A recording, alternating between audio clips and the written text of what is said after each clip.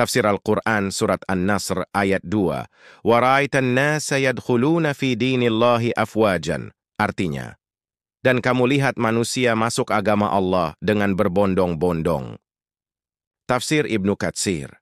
Setelah Allah menyebutkan dalam ayat pertama bahwa kemenangan dan pertolongannya telah datang, yakni Fath Makkah, maka ayat kedua ini menggambarkan dampak besar dari kemenangan tersebut. Manusia mulai masuk Islam dalam jumlah yang sangat banyak secara berbondong-bondong afwaja. Afwaja artinya kelompok demi kelompok, bukan lagi individu seperti sebelumnya. Dahulu, sebelum Fath Makkah, orang-orang masuk Islam satu persatu atau dalam jumlah kecil. Setelah Mekkah ditaklukkan secara damai, pengaruh Islam meluas ke seluruh jazirah Arab.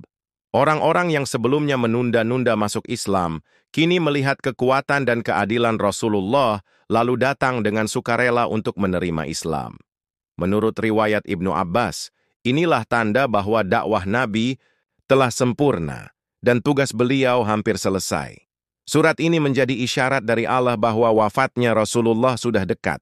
Imam Bukhari meriwayatkan bahwa ketika surat ini diturunkan, Rasulullah memahami bahwa ajal beliau telah dekat dan beliau pun memperbanyak zikir dan istighfar.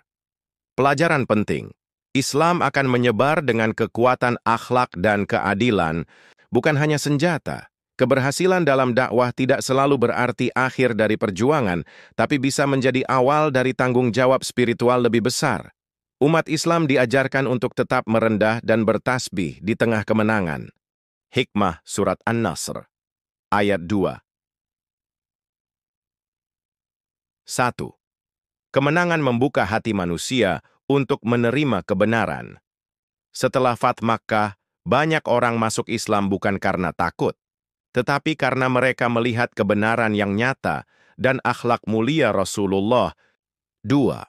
Keberhasilan dakwah bukan karena kekuatan, tapi karena pertolongan Allah. Orang-orang masuk Islam dalam jumlah besar adalah buah dari pertolongan Allah dan kesabaran Nabi dalam berdakwah selama lebih dari 20 tahun. 3. Pentingnya keteladanan dan keadilan. Rasulullah menaklukkan Mekkah tanpa balas dendam. Akhlaknya membuat banyak hati luluh. Inilah kekuatan dakwah dengan kasih, bukan kekerasan.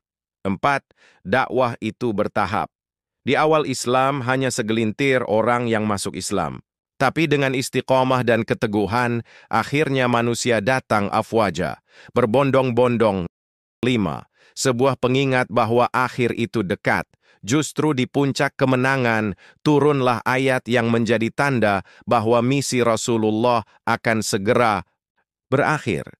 Ini mengajarkan bahwa setiap keberhasilan duniawi tetap harus dikaitkan dengan akhirat.